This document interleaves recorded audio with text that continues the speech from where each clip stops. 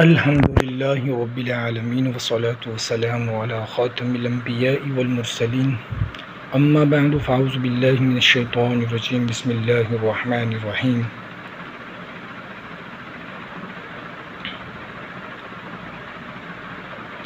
ان اللہ لا یغیر ما بقوم حتی یغیر ما بانفسهم صدق اللہ العظیم وصدق رسولہ النبی الکریم قال الله تبارك وتعالى في القرآن المجيد والفرقان الحميد إن الله وملائكته يصلون على النبي يا أيها الذين آمنوا صلوا عليه وسلموا تسليما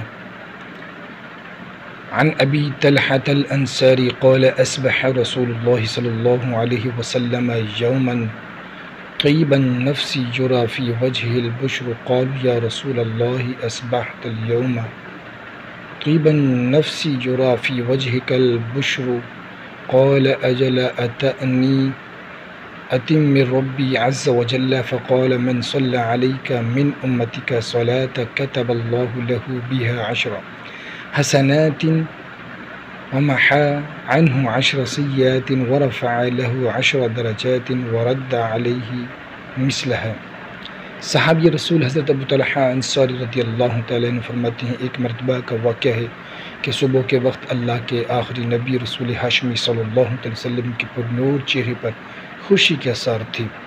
صحابہ کرام نے اس کا سبب پوچھا تو فرمایا میرے پاس میرے رب کی طرف سے ایک آنے والا آیا، اس نے کہا اے محبوب صلی اللہ علیہ وسلم، آپ کا جو امتی آپ پر ایک درود پاک پڑھے گا اللہ پاک اس کے لیے 10 نیکیاں لکھے گا، اس کے 10 گناہ مٹا دے گا، 10 درجات بلند فرمائے گا اور اس پر اتنی ہی رحمت فرمائے گا۔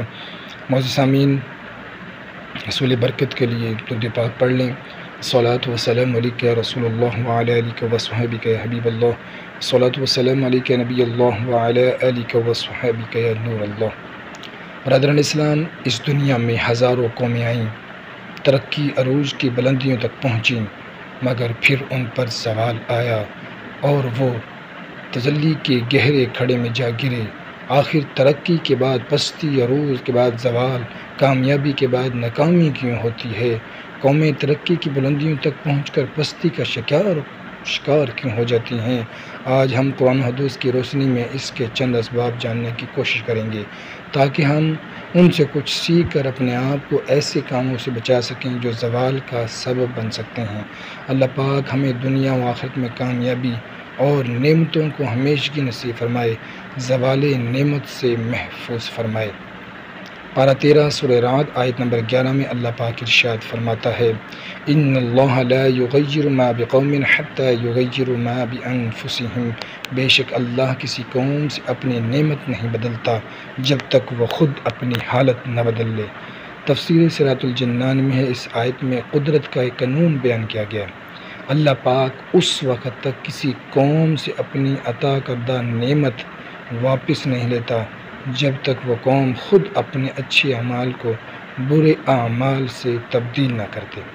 اس آیت کریمہ سے معلوم ہو اللہ پاک جب کسی قوم کو نعمتوں سے نوازتا ہے، انہیں دنیا میں ترقی، عروج، عزت و خوشحالی، امن و سلامتی نصیب فرماتا ہے، تو ان سے بلا وجہ یہ نعمتیں واپس نہیں لیتا جب تک کہ قوم خود اپنی حالت نہ بدل لے۔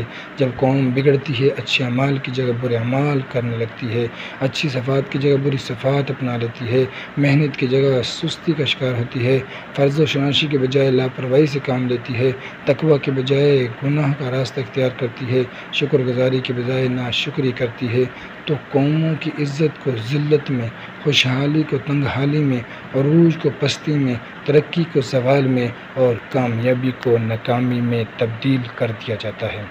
دنیا کی تاریخ اٹھا کر دیکھ لیجیے، قدرت کا یہی اٹل قانون ہے۔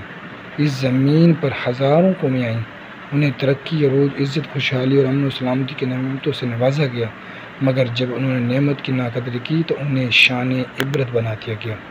قوم عاد، انہیں طاقت عطا ہوئی، مال و دولت سے نوازا گیا، لیکن جب انہوں نے نافرمانی کی، نعمتوں کی ناقدری کی، تو رب قہار جل جلالہ نے ان پر آندھی کا عذاب بھیجا اور یہ نشان عبرت بن کر رہ گئے۔ قوم سمود، فن تعمیر کی ماہر قوم، اللہ پاک نے انہیں نعمتیں عطا فرمائی، طاقت عطا کی، مال و دولت سے نوازا، دنیا میں عزت عنایت فرمائی، مگر یہ شرکش ہوئے، ناشکرے بنے، قدرت نے شدید زلزلے سے انہیں تباہ و برباد کر دیا۔ جب تک قوم اپنی حالت نہ بدل لے اللہ پاک نعمتوں سے محروم نہیں فرماتا۔ جب قوم اپنی حالت بدل لے، اچھائی کی جگہ برائی اپنائے، شکر کی جگہ ناشکری کرے، فرما برداری کے بجائے نافرمانی کرے، تو اللہ پاک کے قہر کا کوڑا برس جاتا ہے، پھر انہیں کچھ بھی مہلت نہیں جاتی، انہیں عبرت کا نشان بنا دیا جاتا ہے۔ معزز سامعین، صحت کریمہ سے یہ بھی معلوم ہوا کہ عروج ترقی کوئی وراثتی شے نہیں۔ ایسا نہیں تھا کہ فلاں قوم ہمیشہ ترقی ہی کرے گی اور فلاں قوم ہمیشہ پستی میں ہی رہے گی، نہیں، ایسا ہرگز نہیں۔ ترقی، عروج، کامیابی، عزت و شان و شوکت، اس سب نعمتوں کا تعلق نسب و نام، پیسہ اور رنگ و روپ سے نہیں ہے، بلکہ ترقی و عروج کا تعلق اعلیٰ کردار سے ہے۔ مشہور مفسر قرآن حکیم الامت مفتی احمد یار خان نعیمی رحمۃ اللہ علیہ فرماتے ہیں، قومیں بڑی ہوں یا چھوٹی، حتیٰ کہ نبی علیہ السلام کے ہم وطن، ہم نسب، بلکہ انبیاء علیہ السلام کی قرابت دار، یہاں تک کہ انبیاء علیہ السلام کی اولاد، جو بھی اللہ پاک کی نعمت کی ناقدری ناشکری کرے گا، اس سے نعمت چھین لی جائے گی۔ اہل مکہ عموماً حضرت اسماعیل علیہ السلام کی اولاد تھی۔ اللہ پاک نے انہیں نعمتوں سے نوازا، انہیں کعبہ شریف کی خدمت کا موقع بخشا گیا۔ مکہ مکرمہ جہاں کوئی پھل، کوئی سبزی، کوئی اناج نہیں اگتا، اس شہر میں انہیں ہر قسم کے پھل اور اناج عنایت کیے گئے، ان کے لیے تجارت کی راہ ہموار کی گئی۔ دنیا کے بڑے بڑے ملکوں میں اہل مکہ کو قدر کی نگاہ سے دیکھا جاتا تھا، مگر انہوں نے نعمت کی ناقدری کی۔ دنیا کا سب سے بڑا نشان توحید یعنی کعبہ شریف، اسے مقام شرک بنا دیا۔ اللہ پاک کے محبوب نبی رسول ہاشمی صلی اللہ علیہ وسلم کو جھٹلایا، اللہ پاک کے یاد سے منہ پھیرا، اہل حق یعنی صحابہ کرام رضوان پر ظلم و ستم کے پہاڑ توڑے، پھر نتیجہ وہی نکلا، میدان بدر میں کفار مکہ کا غرور خاک میں ملا دیا گیا اور یہ ایسی شکست سے دوچار ہوئے کہ عبرت کا نشان بن کر رہ گئے۔ آخر یہ کیوں ہوا؟ اللہ پاک کے نبی حضرت اسماعیل علیہ السلام سے نسبی تعلق رکھنے والے کعبہ معظمہ کے خدمت گزار آخر کیوں شکست سے دوچار ہوئے؟ اللہ پاک فرماتا ہے، ذَلِكَ بِأَنَّ اللَّهَ لَمْ يَكُ مُغَيِّرًا نِعْمَةً أَنْعَمَهَا عَلَىٰ قَوْمٍ حَتَّىٰ يُغَيِّرُوا مَا بِأَنفُسِهِمْ۔ یہ اس وجہ سے ہے کہ اللہ کسی نعمت کو ہرگز نہیں بدلتا جو اس نے کسی قوم کو عطا فرمایا جو ہو، جب تک وہ خود ہی اپنی حالت کو نہ بدل لے۔ سبا عرب کا ایک قبیلہ ہوا ہے، یہ لوگ اللہ پاک کے نبی حضرت ہود علیہ السلام کی اولاد میں سے تھے، یمن کی ایک بستی میں رہتے تھے۔ اللہ پاک نے انہیں بے مثال نعمتوں سے نوازا تھا۔ ان کی بستی کی آب و ہوا ایسی صاف اور پاکیزہ تھی کہ اس بستی میں نہ مچھر تھے، نہ سانپ بچھو، نہ مکھی، نہ کھٹمل، موسم نہایت معتدل، نہ زیادہ گرمی ہوتی نہ بہت سردی، زمین بہت زرخیز تھی، ان کے باغ پھلوں سے لدے رہتے، حتیٰ کہ کوئی شخص سر پر ٹوکرا اٹھائے باغ سے گزر جاتا تو اس کا ٹوکرا قسم قسم کے پھلوں سے بھر جاتا تھا، اسے پھل توڑنے کی بھی ضرورت نہیں پڑتی تھی، اتنی کثرت سے پھل لگتے تھے۔ غرض یہ کہ قوم بہت خوشحال، امن و سکون اور آرام و چین سے زندگی بسر کر رہی تھی، مگر انہوں نے سرکشی کی۔ اللہ پاک نے اس بستی میں 13 انبیاء کرام علیہ السلام بھیجے۔ ان سرکشوں نے انبیاء کرام علیہ السلام کو جھٹلایا، تکبر کیا، کفر پر اڑے، ضدی بنے، انبیاء کرام علیہ السلام کی بے ادبی اور گستاخی کی، تو رب قہار جل جلالہ کا قہر ان پر برس پڑا۔ اللہ پاک نے ان پر سیلاب کا عذاب بھیجا، جس سے ان کے باغات، مکان سب غرق ہو کر فنا ہو گئے۔ قرآن کریم میں اس سرکش قوم کی عبرتناک داستان یوں بیان ہوئی ہے، لَقَدْ كَانَ لِسَبَإٍ فِي مَسْكَنِهِمْ آيَةٌ جَنَّتَانِ عَنْ يَمِينٍ وَشِمَالٍ كُلُوا مِنْ رِزْقِ رَبِّكُمْ وَاشْكُرُوا لَهُ بَلْدَةٌ طَيِّبَةٌ وَرَبٌّ غَفُورٌ فَأَعْرَضُوا فَأَرْسَلْنَا عَلَيْهِمْ سَيْلَ الْعَرِمِ وَبَدَّلْنَاهُمْ بِجَنَّتَيْهِمْ جَنَّتَيْنِ ذَوَاتَيْ أُكُلٍ خَمْدٍ وَأَصْلٍ وَشَيْءٍ مِّن سِدْرٍ قَلِيلٍ ذَلِكَ جَزَيْنَاهُم بِمَا كَفَرُوا وَهَلْ نُجَازِي إِلَّا الْكَفُورَ۔ بے شک قوم سبا کے لیے ان کی آبادی میں نشانی تھی۔ 2 باغ تھے، ایک دائیں طرف اور دوسرا بائیں طرف۔ اپنے رب کا رزق کھاؤ اور اس کا شکر ادا کرو، پاکیزہ شہر ہے اور بخشنے والا رب۔ تو انہوں نے منہ پھیرا تو ہم نے ان پر زور کا سیلاب بھیجا اور ان کے باغوں کے عوض 2 باغ انہیں بدل دیے، جو کڑوے پھل والے اور چھاؤں والے اور کچھ تھوڑی سی بیریوں والے تھے۔ ہم نے ان کی ناشکری کی وجہ سے انہیں یہ بدل دیا، اور ہم کسی کو سزا دیتے ہیں جو ناشکر ہوئے۔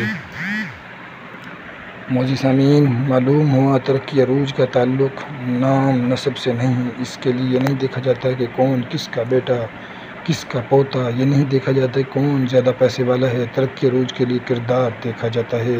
بہت واضح بات ہے، ہر چیز کا کوئی مقصد ہوتا ہے۔ جب تک وہ چیز اپنا مقصد پورا کرتی رہے، اس کی قدر و قیمت ہوتی ہے۔ اس کا مالک اس شے کی حفاظت بھی کرتا ہے۔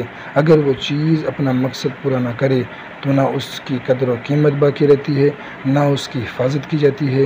ایک قلم کو ہی دیکھ لیجئے، قلم کا مقصد لکھنا ہے۔ جب تک قلم لکھتا رہے، لوگ اسے سینے سے لگا کر رکھتے ہیں۔ جب یہ لکھنا بند کر دے تو اس کی پہلے سے قدر و قیمت نہیں رہتی، نہ اس کی حفاظت کی جاتی ہے، نہ سینے سے لگا کر رکھا جاتا ہے۔ یہی معاملہ ہے۔ ہم مسلمانوں کی بھی ذمہ داریاں ہیں۔ جب تک ہم وہ ذمہ داریاں نبھاتے رہیں گے، ترقی، کامیابی، عروج ہمارا مقدر رہے گی۔ اگر ہم اپنی ذمہ داریاں نبھانا چھوڑ دیں گے تو ہم اپنی قدر و قیمت کھو بیٹھیں گے۔ ہماری ذمہ داریاں کیا ہیں؟ اللہ پاک قرآن پاک میں فرماتا ہے، کنتم خیر امۃ اخرجت للناس تأمرون بالمعروف وتنہون عن المنکر وتؤمنون باللہ۔ تم بہترین امت ہو جو لوگوں کی ہدایت کے لیے ظاہر کی گئی، تم بھلائی کا حکم دیتے ہو اور برائی سے منع کرتے ہو اور اللہ پر ایمان رکھتے ہو۔ امام فخر الدین رازی رحمۃ اللہ علیہ فرماتے ہیں، آیت کریمہ کا معنی یہ ہے کہ اے مسلمانوں، لوح محفوظ میں تمہارا یہی وصف لکھا ہے کہ تم سب سے بہتر اور سب سے افضل امت ہو۔ تمہارے لائق یہی ہے کہ تم اس منصب کی حفاظت کرو، یعنی ہمیشہ اللہ پاک اور اس کے پیارے محبوب صلی اللہ علیہ وسلم کی اطاعت گزار اور فرما بردار رہو۔ معزز سامعین، اس آیت کریمہ میں رب کائنات نے امت مسلمہ کی 4 اعلیٰ اوصاف بیان فرمائے ہیں، اور یہ 4 اوصاف اصل میں امت مسلمہ کی 4 ذمہ داریاں بلکہ مقصد زندگی ہے۔ حضرت علامہ مفتی عبد المصطفیٰ اعظمی رحمۃ اللہ علیہ اس آیت کریمہ کی وضاحت کرتے ہوئے فرماتے ہیں، ایک مسلمان کے لیے زندگی کا پہلا مقصد خیر الامم یعنی بہترین امت ہونا ہے۔ جس طرح گلاب کے لیے خوشبو، موتی کے لیے چمک اور سورج کے لیے روشنی لازم ہے، اسی طرح ایک مسلمان کے لیے اپنے اعمال افعال کے لحاظ سے تمام امتوں میں سب سے اعلیٰ، سب سے افضل، سب سے بہتر ہونا لازم ضروری ہے۔ عبادت، معاملات ہوں یا اخلاق و عادات، غرض زندگی کے ہر شعبے میں زندگی کے آخری لمحات تک ایک مسلمان خیر ہی خیر ہو، بس پوری زندگی قرآن و سنت کا دامن تھامے صراط مستقیم یعنی سیدھے راستے پر چلتا جائے۔ ہمارے اسلاف پہلے کے نیک مسلمان اپنے آقا و مولا مکی مدنی مصطفیٰ صلی اللہ علیہ وسلم کی سنتیں اپناتے تھے، قرآن مجید کے بتائے ہوئے اصولوں پر چلتے تھے۔ دنیا میں ان کی دھوم تھی، رب کائنات نے انہیں ترقی عطا فرمائی تھی، انہیں عروج بخشا گیا تھا۔ غیر مسلم ان پر رشک کرتے تھے، یہاں تک کہ ان کی اخلاق و کردار سے متاثر ہو کر کلمہ پڑھ لیا کرتے تھے۔ حضرت مالک بن دینار رحمۃ اللہ علیہ نے ایک مرتبہ ایک مکان کرائے پر لیا۔ اس مکان کے بالکل ساتھ ایک یہودی کا مکان تھا۔ وہ یہودی بغض و عناد، دشمنی کے سبب پر نالے کے ذریعے گندا پانی اور غلاظت آپ رحمۃ اللہ علیہ کے گھر پر ڈالتا رہتا۔ آپ اس غلاظت کو صاف کر دیتے اور خاموش رہتے۔ آخر کار ایک دن اس یہودی نے خود ہی آ کر کہا، جناب، میرے پر نالے سے گزرنے والی نجاست کی وجہ سے آپ کو کوئی شکایت تو نہیں؟ حضرت مالک بن دینار رحمۃ اللہ نے نہایت نرمی سے فرمایا، پر نالے سے جو گندگی گرتی ہے اسے دھو ڈالتا ہوں۔ یہودی بولا، آپ کو اتنی تکلیف کے باوجود غصہ نہیں آتا؟ فرمایا، آتا تو ہے مگر پی جاتا ہوں، کیونکہ پارہ 4 سورہ آل عمران آیت نمبر 134 میں خدائے رحمان کا فرمان محبت نشان ہے، والکاظمین الغیظ والعافین عن الناس واللہ یحب المحسنین، اور غصہ پینے والے اور لوگوں سے درگزر کرنے والے، اور اللہ نیک لوگوں سے محبت فرماتا ہے۔ حضرت مالک بن دینار رحمۃ اللہ علیہ کا یہ پیارا جواب سن کر اس یہودی نے کلمہ پڑھا اور مسلمان ہو گیا۔ یہ تھے پہلے کے مسلمان، ان کے اخلاق و کردار سے متاثر ہو کر لوگ کلمہ پڑھ لیا کرتے تھے، اور آج ہمارا حال کیا ہے؟ ہمیں دیکھ کر لوگ متاثر تو کیا ہوں گے، الٹا اسلام سے نفرت کرنے لگے تو کچھ بعید نہیں۔ ہماری ذمہ داری ہے کہ خیر الامم یعنی بہترین امت ہونے کا جو اعزاز ہمیں رب کائنات نے عطا فرمایا ہے، ہمیں اس اعزاز کی قدر کریں، ہم واقعی خیر الامم یعنی بہترین امت بن کر رہیں، ہم اوروں کی نقالی نہ کریں بلکہ قرآن و سنت کی تعلیم حاصل کریں، اس پر عمل کریں، اپنے آقا و مولا مدینے والے مصطفیٰ صلی اللہ علیہ وسلم کی سیرت کو عملاً اپنائیں۔ کاش ہم سنتوں کتوں کی چلتی پھرتی تصویر بن جائیں۔ امت مسلمہ کی دوسری اور تیسری ذمہ داری کیا ہے؟ رب کریم فرماتا ہے اخرجت للناس تأمرون بالمعروف وتنہون عن المنکر، جو لوگوں کی ہدایت کے لیے ظاہر کی گئی، تم بھلائی کا حکم دیتے اور برائی سے منع کرتے۔ معلوم ہوا نیکی کی دعوت دینا، برائی سے منع کرنا، یہ بھی ہر مسلمان کی ذمہ داری میں شامل ہے، لیکن افسوس آج مسلمانوں کی اکثریت ان ذمہ داریوں سے منہ موڑ چکی ہے۔ ایک عجیب سوچ نہ جانے کہاں سے آ گئی ہے، ہم سمجھتے ہیں کہ نیکی کی دعوت دینا، برائی سے منع کرنا صرف مولوی اور امام صاحب کا کام ہے، باقی سب کمائیں کھائیں اور موج کریں۔ اول تو یاد رکھیں مولوی کا معنی ہے اللہ والا، دیکھا جائے تو ہر مسلمان ہی اللہ والا ہے، یعنی اللہ پاک کو ماننے والا ہے۔ ہم میں سے شاید کوئی بھی خود کو شیطان والا ماننے کے لیے تیار نہ ہو۔ جب سب اللہ والے ہیں تو سب ہی مولوی ہوئے۔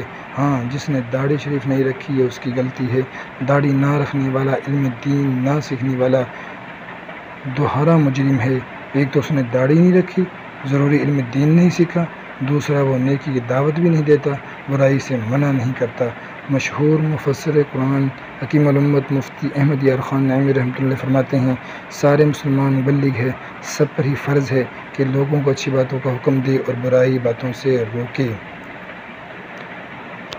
برائی والی باتوں سے روکیں۔ ہمارے پیارے آقا مدینے والے مصطفیٰ صلی اللہ علیہ وسلم نے فرمایا بلغوا عنی ولو آیہ، یعنی میری طرف سے پہنچا دو اگرچہ ایک ہی آیت ہو۔ صحابی رسول حضرت نعمان بن بشیر رضی اللہ تعالیٰ عنہ سے روایت ہے، رسول کے سالار نبیوں کے سردار صلی اللہ علیہ وسلم نے فرمایا اللہ پاک کی حدود میں سستی کرنے والے اور ان میں مبتلا ہونے والے کی مثال ان لوگوں جیسی ہے جنہوں نے کشتی میں قرآن اندازی کی، بعض کے حصے میں نیچے والا حصہ آیا اور بعض کے حصے میں اوپر والا، بس نیچے والوں کو پانی کے لیے اوپر والوں کے پاس جانا ہوتا ہے تو انہوں نے اسے زحمت سمجھا اور ایک کلہاڑی لے کر کشتی کے نچلے حصے میں سوراخ کرنے لگے۔ اوپر والے ان کے پاس آئے اور کہا تجھے کیا ہو گیا، یعنی کشتی میں سوراخ کیوں کرتے ہو؟ کہا تمہیں میری وجہ سے تکلیف ہوتی ہے اور پانی کے بغیر گزارا نہیں۔ اب اگر انہوں نے سوراخ کرنے والے کا ہاتھ پکڑ لیا تو اسے بچا لیا اور خود بھی بچ جائیں گے، اور اگر اسے چھوڑا رکھا تو اسے بھی ہلاک کریں گے اور اپنی جانوں کو بھی ہلاک کریں گے۔ اس حدیث شریف میں ایک مثال کے ذریعے برائی سے روکنے اور نیکی کا حکم دینے کی اہمیت کو واضح کیا گیا ہے اور بتایا گیا ہے۔ اگر یہ سمجھ کر نیکی کی دعوت دینے اور برائی سے منع کرنے کا فریضہ چھوڑ دیا جائے برائی کرنے والا خود نقصان اٹھائے گا، ہمارا کیا نقصان ہے، تو یہ سوچ غلط ہے، اس لیے کہ اس کے گناہ کے اثرات تمام معاشرے کو اپنی لپیٹ میں لے لیتے ہیں۔ جس طرح کشتی توڑنے والا اکیلا ہی نہیں ڈوبتا بلکہ وہ سب لوگ ڈوبتے ہیں جو کشتی میں سوار ہیں، اسی طرح برائی کرنے والے چند افراد کا یہ جرم تمام معاشرے میں نسور بن کر پھیلتا ہے۔ یہ ہے زوال کا سبب۔ جب قومیں نیکی کی دعوت دینا اور برائی سے منع کرنا بند کر دیتی ہیں تو ان کا عروج پستی میں، ان کی ترقی تسلی میں اور کامیابی ناکامی میں بدلنا شروع ہو جاتی ہیں۔ اس لیے ہم سب کو چاہیے کہ ہم اپنی طاقت و منصب کے مطابق نیکی کی دعوت دیتے اور برائی سے منع کرتے رہیں۔ امت مسلمہ کا چوتھا اعلیٰ وصف رب کائنات نے ارشاد فرمایا وَتُؤْمِنُونَ بِاللَّهِ، اور اللہ پر ایمان رکھتے ہو۔ یہ وصف الحمدللہ ہر مسلمان کو حاصل ہے۔ ہم سب اللہ پاک پر ایمان رکھتے ہیں، رب کائنات کو اپنا خدا مانتے ہیں، صرف اسی کی عبادت کرتے ہیں، صرف اسی کے حضور جھکتے اور سجدہ کرتے ہیں۔ مگر یہاں ایک غور طلب بات ہے، وہ یہ کہ کیا ہم اس ایمان کے تقاضے پورے کرتے ہیں؟ ایک مرتبہ حضرت ابراہیم خواص رحمۃ اللہ علیہ سے کسی نے پوچھا ایمان کی حقیقت کیا ہے؟ فرمایا توکل کی حفاظت کرنا ایمان کی حقیقت ہے، یعنی ہر حال میں بندہ اللہ پاک ہی پر بھروسہ رکھے، کسی وقت یہ بھروسہ کمزور نہ پڑنے دیں۔ توکل کی ایسی حفاظت کرتے رہنا ایمان کی حقیقت ہے۔ ذرا ہم غور کریں کہ ہم توکل اپناتے ہیں کہ ہم اپنے رب کریم پر بھروسہ رکھتے ہیں۔ افسوس، مادیت پرستی عام ہے۔ آج بعض نادان مسلمان بھی دنیاوی لذتوں میں مست ہے، یقیناً کمزور ہے۔ رزق کے پیچھے بھاگتے بھاگتے رازق یعنی رزق دینے والے اللہ کریم کو بھول جاتے ہیں۔ اسباب ڈھونڈتے ڈھونڈتے مسبب الاسباب یعنی اسباب بنانے والے اللہ کریم کو بھول جاتے ہیں۔ امام غزالی رحمۃ اللہ علیہ فرماتے ہیں، اللہ پاک کی قدرت کاملہ پر ایمان لانا اور ظاہری اسباب کے علاوہ پوشیدہ اسباب پر ایمان رکھنا توکل ہے۔